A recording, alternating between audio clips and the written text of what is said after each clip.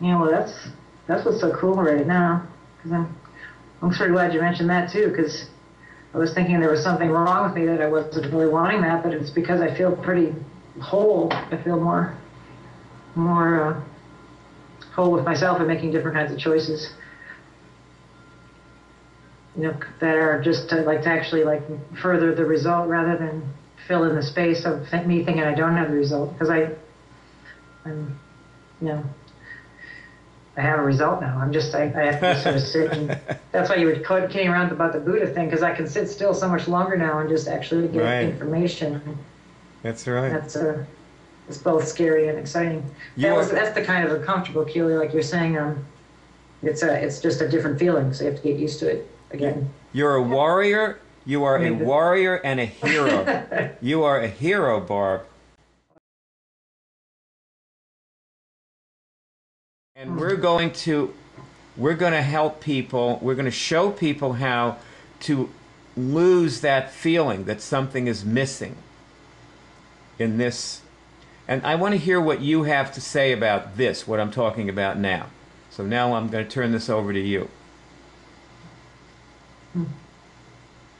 Wow. I don't know what else there is to say about it. Yeah, I think you said something really big there about missing something. I got this big emotion when you said that, because I think that's true for so many people in my family and friends that have had issues with weight, and myself. It relates to substances and drugs and that kind of thing too. I think a lot of people smoke cigarettes or smoke anything or do to fill in what they think they're lacking. Well, you know, we should mention that you have been, I don't know if you still are, a cocaine addict. Mm-hmm. And you have managed to stop.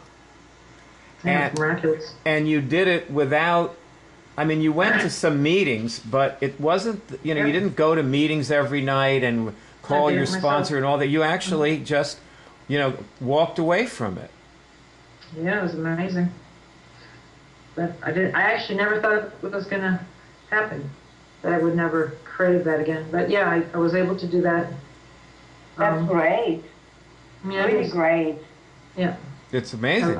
I mean, what you guys all helped, of course, and friends, but that takes skill. But there's got to be something more important. And, you know, I use marijuana, so that is I have to look at that with regard to weight also. But usually it's an appetite creator. Yeah, that's right. And not only that, but see, your particular marijuana was recommended to you by one of your doctors or several of them because you have the Harrington rods in your back, so you're sort of doing something medicinal for yourself, and it is difficult. It can be difficult to use marijuana, and then when you get an emotional problem, you can just start using too much of it. Yeah, I have to really test, and you know, I have over the years with that, but. Well, going back to what you said about cocaine, I think you should talk more about that, because that's related to weight loss. Weight loss, in that when you were giving up cocaine, you had to make a decision in moments to just be uncomfortable. You know, to just exactly. That's right. Really that's what people have to do when they're fasting or when they're on a diet that can work for them. So talk about that, and maybe you can see. Here's the thing: before you go on, before you say anything, the thing that the person watching this has to understand is that it's possible to be uncomfortable without suffering. Yeah, well, that's where the cure team came in, and just trusting in all of my training, because I was very uncomfortable, and it was not for the reasons I thought it would be either. It was things like noticing myself gaining weight, or noticing myself, you know, having more feelings, or feeling, you know, the losses and so forth. But it was a really good exercise in weight, because I wanted, you know, I wanted to recreate myself slowly, so. Because I had, you know, actually been underweight during that time and just not eating. I was eating well, but not properly. But yeah, you have to be uncomfortable, and especially for people who have controlled their weight. Or you have to be. You don't have to be uncomfortable. You just have to be. Yeah, I'm uncomfortable. It's like riding a wave. It was like surfing. I was just getting used to being in my body. differently. Yes, you have it was like willing to be slowly. uncomfortable. That was it was like sinking back into each cell slowly and like walking the earth in a different body and sinking into that again. Like I remember that Jane Fonda book where she says she got in her body at like age 54. That's right. I read the book. I remember that. Yeah. I remember that. I remember her saying that. I was like, what is she talking about at the time? And then I thought, wow, yeah.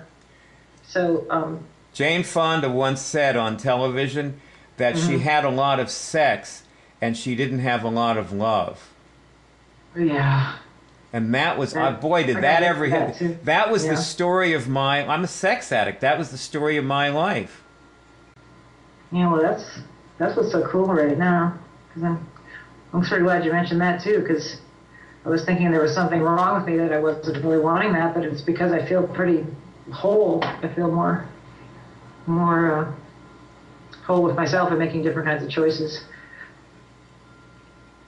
You know, that are just to actually further the result rather than fill in the space of me thinking I don't have the result, because I'm, you know, I have a result now. I have to sort of sit and that's why you were kidding around about the Buddha thing, because I can sit still so much longer now and just actually get information. That's right. It's both scary and exciting. That's the kind of uncomfortable, Keely, like you're saying. It's just a different feeling, so you have to get used to it again. You're a warrior. You are a warrior and a hero. You are a hero, Barb. Well, thank you.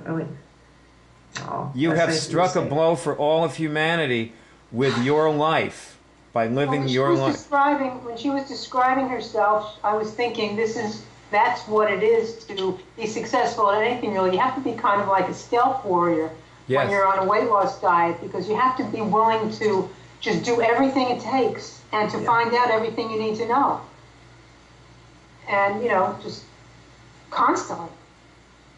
Right on. Yeah. I'm wondering what thoughts Ross is having as you're listening to this. Well, I agree that Barb has a lot of inner strength, and she's a warrior. And I think that when you want something very badly, then you are willing to do whatever it takes to achieve it. So if it's a diet and you really want to lose weight, you are ready to give up what you like. You have to make choices, okay? Either you lose weight or you keep eating sweet candy bars and ice cream and very, very nice and lovely things, but they are in the way of what you want to achieve. So it's a matter of making the right choice.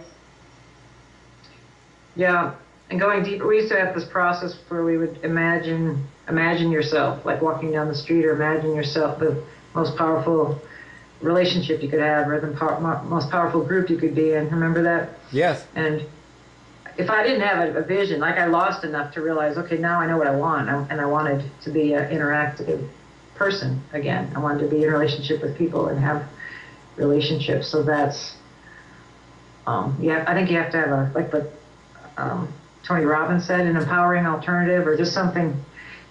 I mean, I haven't been overweight but once or twice, and I can remember wanting to be that less just for myself. Except a lot of it was coming through in this case, was for you guys, or just for, doing what I came here to do. Right. Rather than dying. Yeah. Yeah. Well, this is very good. This is very good. So just